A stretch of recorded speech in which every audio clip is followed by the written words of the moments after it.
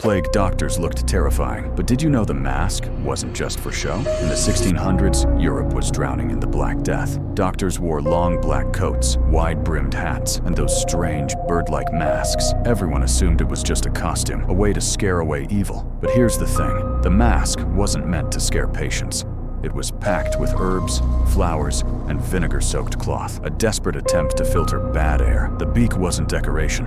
It was a weapon against the plague. And the cane? Not for walking, for poking, prodding, and beating away the sick without touching them. The chilling truth? Most plague doctors weren't trained at all, just men paid to walk into death dressed as birds.